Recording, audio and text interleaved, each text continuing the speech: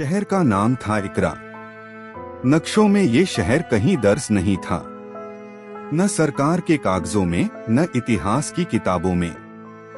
लेकिन जो एक बार यहाँ आ गया, वो इस शहर को कभी भूल नहीं पाया। इकरा की सबसे अजीब बात उसकी दीवारें थीं। हर घर की दीवारें आधी बनी होती थीं, ना पूरी टूटी, ना पूरी खड़ी। ईंटें ऐसे अटकी रहती थीं जैसे किसी ने बनाते बनाते हाथ रोक लिया हो। लोग कहते थे, यहाँ कोई भी चीज पूरी नहीं होती। अयान पहली बार इस शहर में आया तो उसे लगा कि ये सब महज संयोग है। वो एक लेखक था, थका हुआ, उलझा हुआ और अंदर से खाली। उसकी किताबें बिकना बंद हो चुकी थीं, शब्द साथ छोड़ चुके थे और जिंदगी बस चल रही थी। उसने इकरा को इसलिए चुना था क्योंकि कोई उसे नहीं जानता था।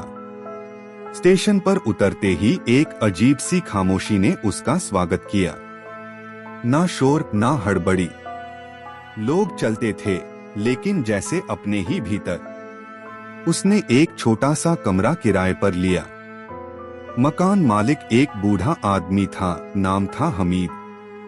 यहाँ ज्यादा सवाल मत पूछना, हमीद ने चाबी देते हुए कहा।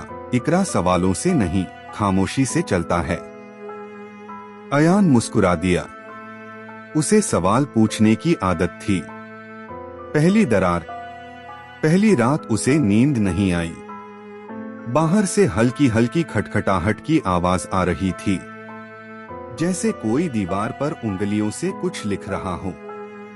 सुबह उठकर उसने देखा, उसके कमरे की दीवार पर एक पंक्ति उभरी हुई थी, जैसे ईंटों ने खुद को शब्दों में ढाल लिया हो। जो छोड़कर आया है, वही यहाँ लौटता है। अयान सन्न रह गया। उसने हमीद से पूछा, ये किसने लिखा?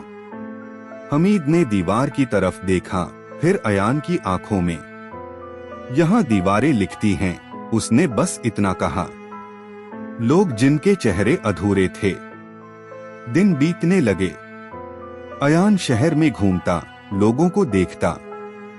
हर चेहरे पर कुछ अधूरापन था। कोई हंसता था, लेकिन आंखें रोती थीं। कोई चुप रहता था, लेकिन भीतर शोर था। एक लड़की थी, जारा। वो रोज एक अधबने पुल पर बैठी रहती थी। सामने नदी थी, पीछे शहर। वो न इधर जाती थी, न उधर। अयान ने एक दिन हिम्मत करके पूछा, तुम यहाँ रोज क्यों बैठती हो? जारा ने मुस्कुराकर कहा, ताकि याद रहे कि मैं कहाँ नहीं जा सकी। उसने बताया कि वो कभी इस शहर से जाना चाहती थी, बाहर की दुनिया देखने, लेकिन किसी वजह से रुक गई। तुम? उसने पलटकर पूछा, तुम यहाँ क्यों आए हो? अयान के पास जवाब नहीं था।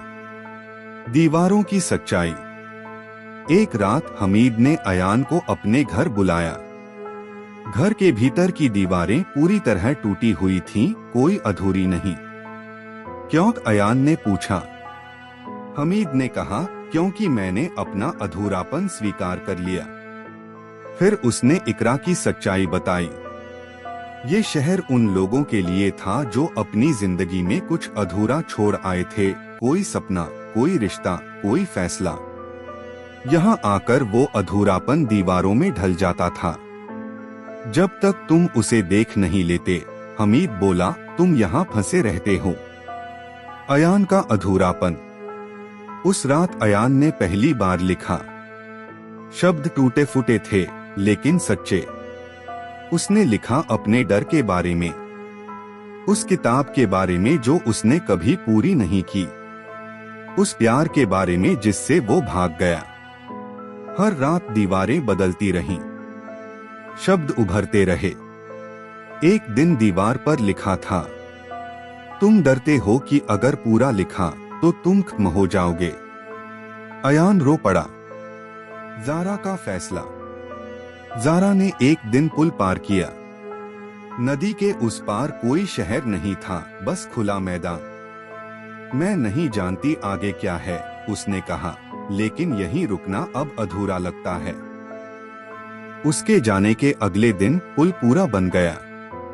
पूरा होना। अयान ने अपनी किताब पूरी की। आखिरी शब्द लिखते ही उसकी दीवारें सीधी खड़ी हो गईं, पूरी मजबूत। सुबह जब वो स्टेशन पहुंचा, इकरा नक्शे पर था। अब वो एक आम शहर था। हमीद नहीं मिला। ज़ारा कहीं और थी।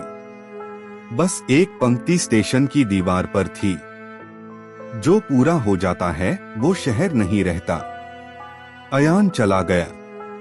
लेकिन कहते हैं, जब भी कोई इंसान अपनी जिंदगी में कुछ अधूरा छोड़ देता है, इकरा कहीं किसी मोड़ पर फिर उग आता है।